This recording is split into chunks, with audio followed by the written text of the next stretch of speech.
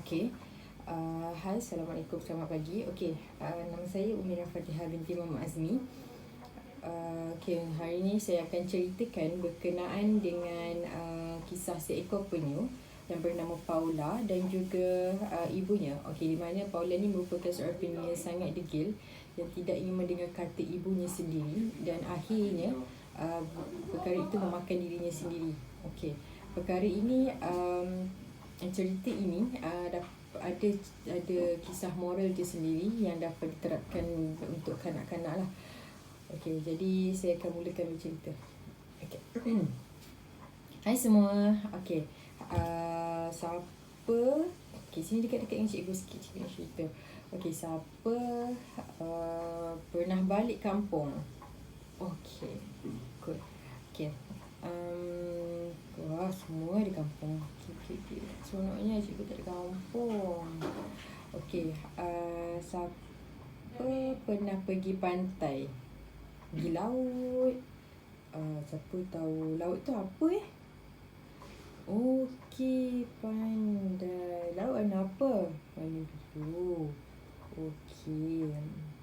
Cuba tengok dekat tangan cikgu ni ada apa. Tada.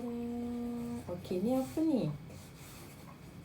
Kura-kura. Okey, penyu. Okey, ni nama dia penyu. Okey, dekat laut kita panggil nama dia penyu. Okey. Okey, cikgu ada cerita. Okey. Pada satu hari, kan, Paula ni, nama dia Paula tau. Okey, Paula ni dia seekor penyu yang sangat degil. Dia tak nak dengar cakap ibu dia dan suka cakap bohong. Okey.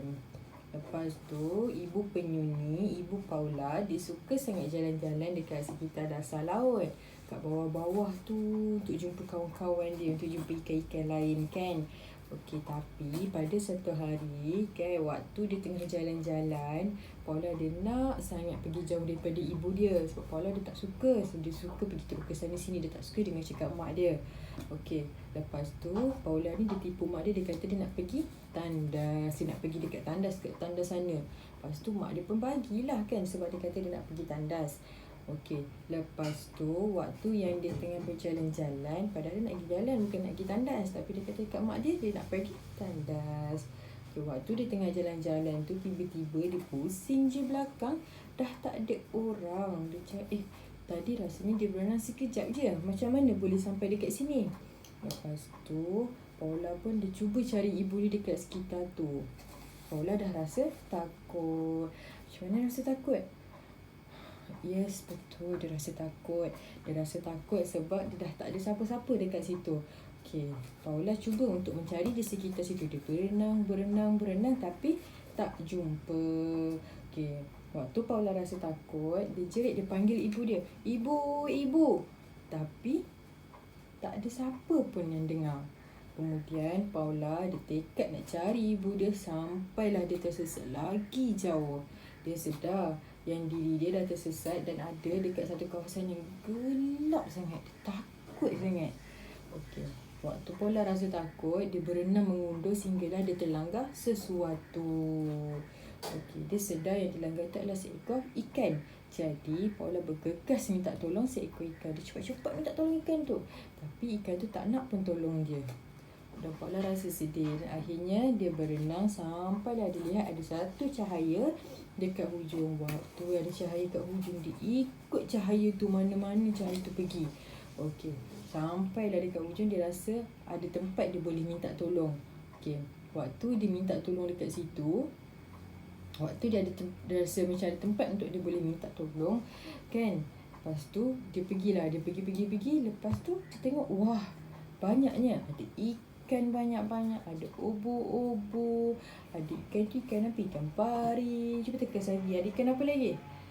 Ikan bilis, ya, pandai, ikan bilis, ada sotong. Tapi Paula cuba minta tolong juga dekat dia orang, tapi tak ada siapa pun yang nak tolong dia. Tiba-tiba ada seekor ikan datang dekat dengan Paula. Okey, ada seekor ikan datang dekat dengan Paula. Paula pun terkejut. Kenapa? Lepas tu ikan tu tanya, apa benda yang kamu cari? Lepas tu Paula bagi tahu dia sesat, dia sesat dan juga dia rasa takut. Dia sesat, dia hilang ibu dia. Kemudian Paula terasa ingin menangis kerana dia sangat takut dan juga sangat sedih. Tiba-tiba ikan itu sedar bahawa ada waktu itu juga seekor penyu yang mengadu dia kehilangan anaknya di situ. Terus ikan tu berenang laju-laju pergi dekat ibu penyu tadi, iaitu ibu Paula. Okey, waktu ikan tu beritahu dekat ibu Paula ada seekor ikan yang tengah mencari ibunya. Ada seekor penyu yang sedang mencari ibunya. Lepas tu ibu penyu pun terkejut dan terus berenang laju-laju kerana ibu Paula sangat risau di manakah anaknya yang kecil ini. Okey, waktu tu Paula dah rasa takut dan berharap sangat dijumpa ibu dia dekat situ. Waktu ibu Paula pergi jumpa Paula, di situ juga Paula terpusing dan ternampak ibunya dan dia terus menjerit ibu dan berlari ke arah ibunya. Akhirnya mereka berjumpa dan juga pulang ke rumah. Paula terus merasa menyesal dan juga sedih dengan apa yang telah jadi dan dia terus minta maaf pada ibunya. Okey, dekat sini cikgu nak bagi tahu kita kan jangan degil dan dengar. Okey, apa benda yang orang cakap, yang ibu kita cakap, sebab kalau tak nanti hilang. Okey, pergi mana-mana dekat sini kita kena dengar cakap, kalau tak nanti hilang. Okey, nak jadi macam Paula. Okey, good. Okey. Terima kasih.